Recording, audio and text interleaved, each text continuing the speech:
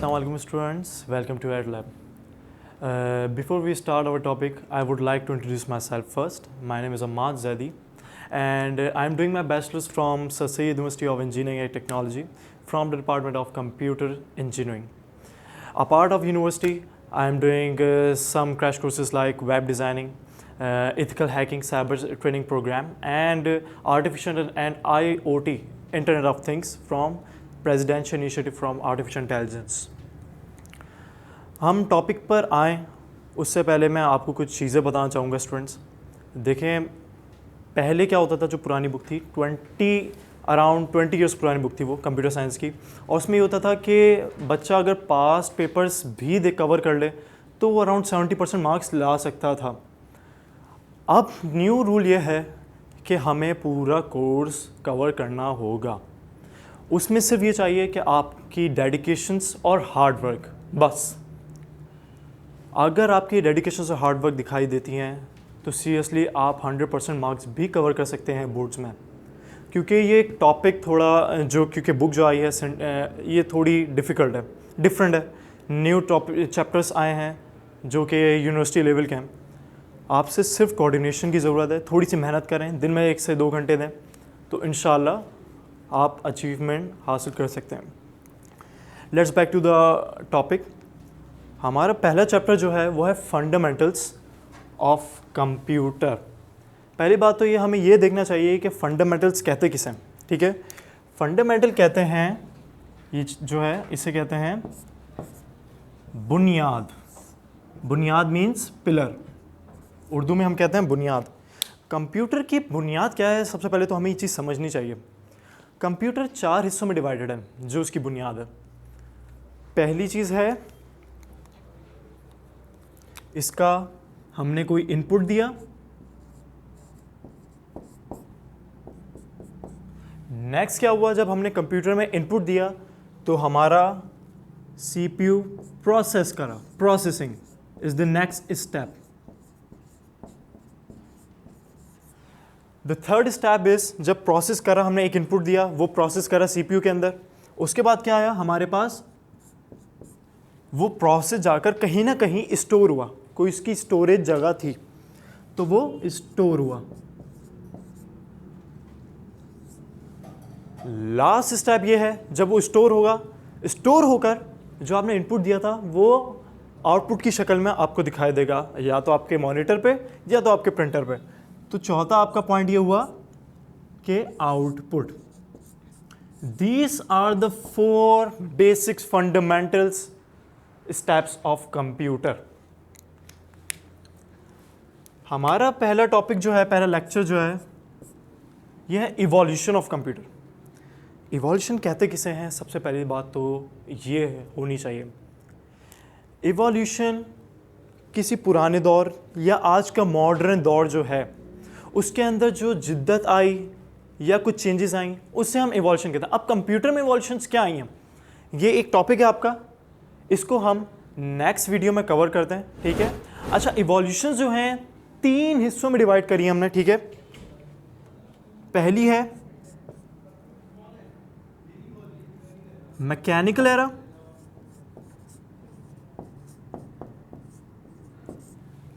दूसरा है electromechanical era,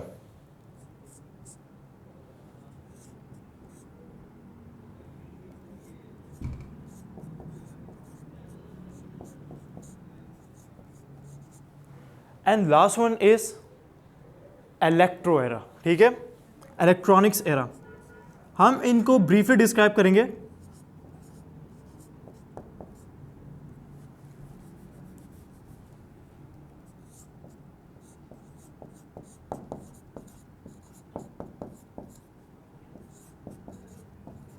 अब हम इन 3 पॉइंट्स को, तीनों को जो है ब्रीफली डिस्क्राइब करते हैं।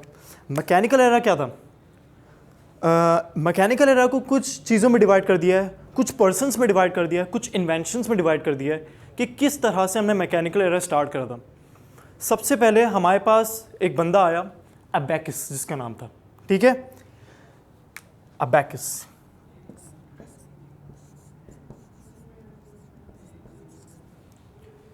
ये अराउंड 5000 ईयर्स पहले इसने एक इन्वेंशंस करी थी, सही है, जिसको हम कहते थे काउंटिंग फ्रेम। आपने पढ़ा भी हो बचपन में, काउंटिंग फ्रेम किस तरह से होता था, मॉन्टेसरी में पढ़ते थे। इस तरह की एक मशीन टाइप होती थी लकड़ी की, और अभी भी ये यूज़ होता है, सही है। रॉड्स बने हुए होते थे कुछ, और इनमें रिंग्स होते थे, इस तरह से कुछ रिंग्स बने होते थे पूरे आपके इस टेबल पे, ठीक है। और हमें जब काउंटिंग करनी होती थी तो क्या करते थे हम, ये जो बॉल है इसको नीचे ले जाएंगे, 1 हो जाएगा। दूसरी बॉल इसको नीचे ले जाएंगे, 2 हो जाएगा। तीसरी बॉल इसको नीचे ले जाएंगे, 3 हो जाएगा। इस तरह से होती थी, या तो एक इस तरह से होती थी,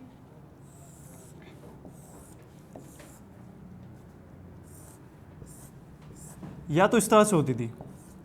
ये जो बॉल है इनको लेफ्ट ले जाएंगे या राइट ले जाएंगे, इस तरह से हमें इनको टिल्ट करना पड़ता था, ठीक है। तो एबैकस ने ये क्यों बनाई थी, ये बेसिकली काम भी करती थी एडिशंस, सब्ट्रैक्शंस एंड मल्टीप्लिकेशंस के काम, ठीक है।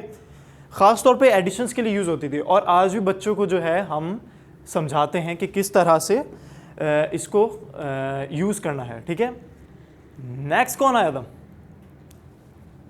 नेक्स्ट आया पैस्कल।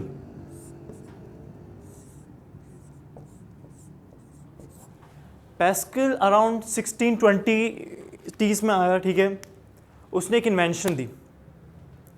इन्वेंशन क्या थी कि उसने अपने फादर की हेल्प करने के लिए एक काउंटिंग मशीन्स बनाई, कैलकुलेशन, ठीक है, जो कैलकुलेशंस करती थी 8 से ऑनवर्ड्स जो है डिजिट्स को।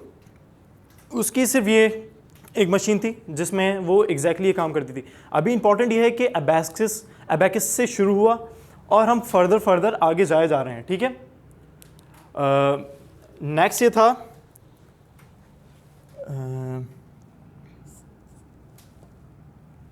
लिबनीज।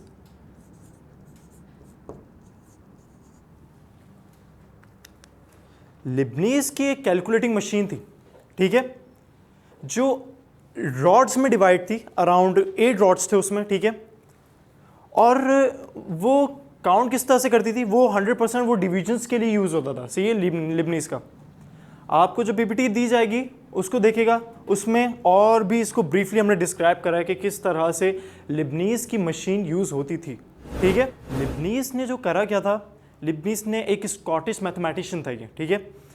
मरने से पहले इसने, अपनी डेथ से पहले इसने एक बोन कैलकुलेटर क्रिएट करा, सही है। किन किन चीज़ों के थ्रू, ये एक बोन कैलकुलेटर इसको कहते थे, बोन कैलकुलेटर, ठीक है।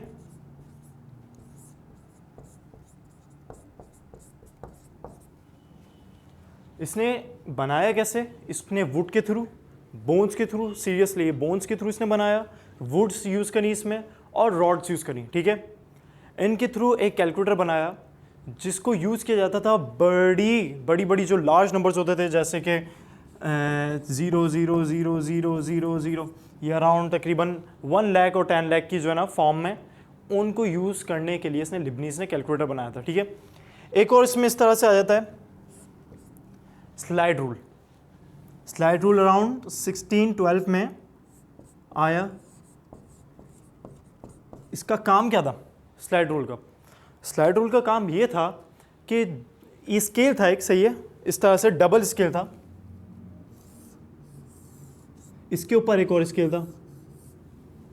करता क्या था, ये मूव होता था लेफ्ट राइट लेफ्ट राइट। अब इसमें हम निकालते क्या थे, 2 रीडिंग्स निकालते थे, एक एडिशंस में और एक नेगेटिव में, ठीक है। और ये बेसिकली यूज़ होता था डिवीजन रूल्स के अंदर, आपकी कोई वैल्यू डिवाइड करनी है, मल्टीप्लाई करनी है, उन चीज़ों के लिए हम इस स्केल को बेसिकली यूज़ करते थे, ओके। हमारा जो नेक्स्ट टॉपिक है वो है जनरेशंस। जनरेशंस क्या है कंप्यूटर की, व्हाट इज जनरेशन। पहली बात तो हमें ये समझ में आना चाहिए, व्हाट इज जनरेशन।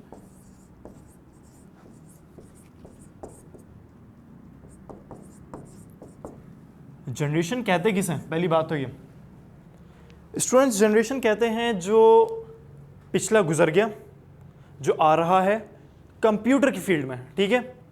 कंप्यूटर में जो हार्डवेयर में चेंजेस हुई हैं, सही है, जो अब होने वाली हैं, उसे हम जनरेशन कहते हैं। और इसको बेसिकली अब न्यू मॉडर्न वे में आप ये भी कह सकते हैं कि सॉफ्टवेयर हार्डवेयर में जो चेंजेस होती हैं उसे हम जनरेशन कहते हैं, ठीक है। अच्छा, जनरेशन का जो टॉपिक है वो अराउंड आपकी इन दो फील्ड से होता है, इलेक्ट्रोमैकेनिकल और इलेक्ट्रॉनिक्स एरा। ये दो एरा जो हैं इनसे इसकी अटैचमेंट है जनरेशन की। सबसे पहले इलेक्ट्रोमैकेनिकल जो एरा था, इसमें कौन सी जनरेशन शुरू हुई, ठीक है। इसमें फर्स्ट जनरेशन पर आते हैं, पहले क्या था।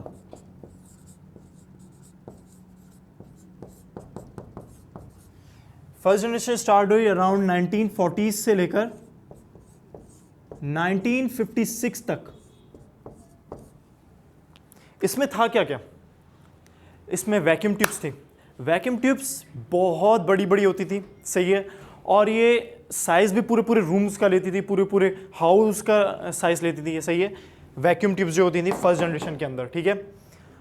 अब मसला क्या आता था इनको यूज़ करने में ये इशू आता था कि हीट बहुत प्रोवाइड करती थी, ये टाइम बहुत लेती थी, स्टोरेज बहुत ज़्यादा लेती थी। तो ज़्यादा बेहतर ये हुआ कि इसको नेग्लेक्ट कर दिया जाए, किसको, वैक्यूम ट्यूब को। इसको कुछ टाइम बाद हटा दिया। नेक्स्ट आया ट्रांजिस्टर। ट्रांजिस्टर ने क्या काम करा,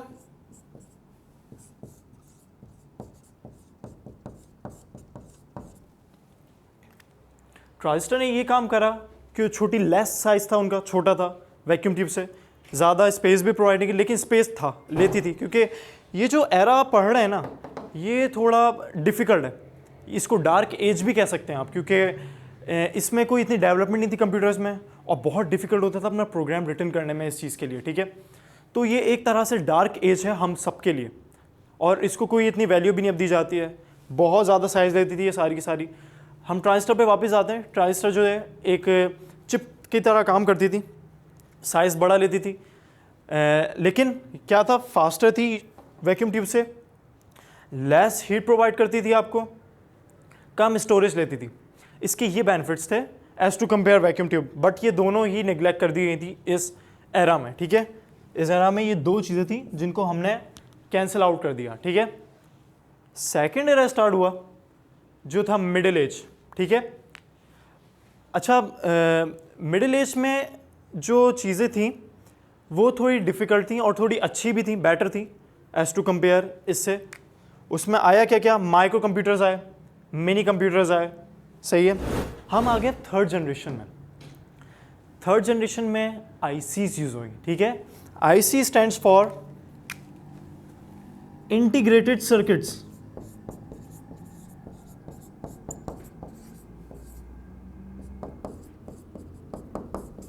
अच्छा, इंटीग्रेटेड सर्किट्स में कुछ नई नई चीज़ें ईजाद करी, ठीक है। इनमें ये यूज़ हुआ कि ये स्टोरेज भी लेने लग गए, इवन दो कि ये हाई प्रोफाइल लैंग्वेजेस भी प्रोग्रामिंग लैंग्वेजेस में यूज़ होने लग गई। जैसे कि एक हो गई पैस्कल थी एक प्रोग्रामिंग लैंग्वेज, और एक है कोबोल। कोबोल थोड़ी डिफरेंट है, वो इंशाल्लाह हम नेक्स्ट वीडियो में डिस्कस करेंगे कोबोल होता क्या है। ये दो प्रोग्रामिंग लैंग्वेजेस हमने देखी जो इंटीग्रेटेड सर्किट्स में यूज़ हो रही थी, ठीक है। अच्छा, इसमें नए फीचर्स भी डाले गए, जैसे कि कीबोर्ड, सही है। इवन के कीबोर्ड इनपुट देने के लिए और आउटपुट लेने के लिए मॉनिटर्स भी यूज़ हो रहे थे, सही है। मैं आपको एक एग्जांपल देता हूँ। एक कंप्यूटर आया था, यहाँ पर लिख देते हैं, जिसका नाम था IBM। आप गूगल करेगा IBM 360 को एंड 370 को। ये यूज़ किस लिए हो रहे थे, यूज़ किस चीज़ पे हो रहे थे, ये हो रहे थे आईसीज पर। सारा का सारा काम आपकी आईसी पर हो रहा था। बड़े बड़े थे, अच्छे खासे बड़े थे, क्योंकि इतनी कोई ख़ास टेक्नोलॉजी नहीं थी। लेकिन कंप्यूटर की दुनिया में एक बहुत बड़ी इम्प्रूवमेंट थी कि प्रोग्रामिंग लैंग्वेजेस यूज़ हो रही थी, कीबोर्ड और मॉनिटर इनपुट आउटपुट की सूरत में काम कर रहे थे। ये थी हमारी थर्ड जनरेशन। फोर्थ जनरेशन पे ज़रा हम आ जाते हैं। यस,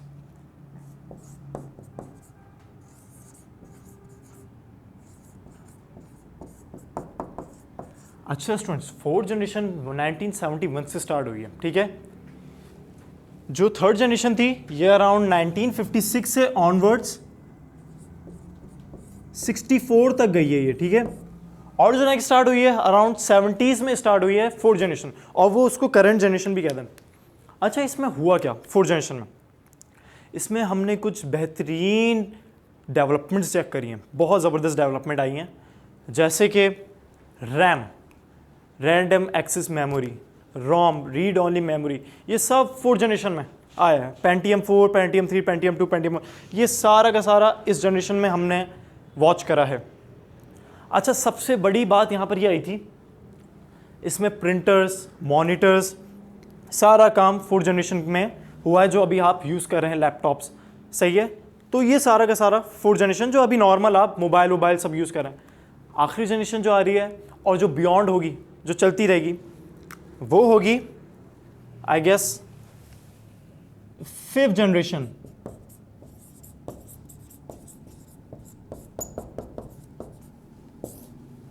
अच्छा, फिफ्थ जनरेशन किस चीज़ के लिए होगी ये याद रखेगा। फिफ्थ जनरेशन आर्टिफिशियल इंटेलिजेंस सारा काम होगा।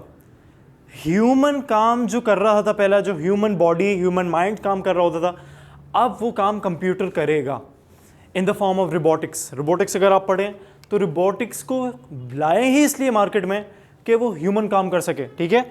ये फिफ्थ जनरेशन की सारी चीज़ें, आईओटी, इंटरनेट ऑफ थिंग्स, ये फिफ्थ जनरेशन कह रहा है, ठीक है। यहाँ पे अगर आप देखें ड्रोन्स नहीं चल रहे हैं, सही है। घरों में जो है एसी को जो है खुद आपने मोबाइल से आप कंट्रोल कर सकते हैं। ये सब कुछ जितना भी है ये आर्टिफिशियल इंटेलिजेंस है। मैं आपको एक और एग्जांपल देता हूँ। अमेरिका का एक फाइटर जेट है F-35, which is one of the best fighter jet in the world, जिसमें आर्टिफिशियल इंटेलिजेंस की टेक्नोलॉजी को यूज़ किया गया है। वो अराउंड 1000 किलोमीटर्स की दूरी से भी अपना टारगेट अचीव कर सकता है। तो आर्टिफिशियल इंटेलिजेंस का कमाल ये देखिए कि इंसान जो काम कर रहा था वो अब मशीन काम करेगी। तो ये आर्टिफिशियल इंटेलिजेंस जो बियॉन्ड चलने वाला है फ्यूचर में, लेकिन इसका इम्प्लीमेंटेशन अराउंड 2030 तक जाएगा, या 10-20 साल बाद शुरू हो जाएगा ठीक तरीके से। ये हमारा रिवॉल्यूशंस थे। आई होप आपको समझ में आए होंगे। नेक्स्ट टॉपिक के लिए अल्लाह हाफ़िज़।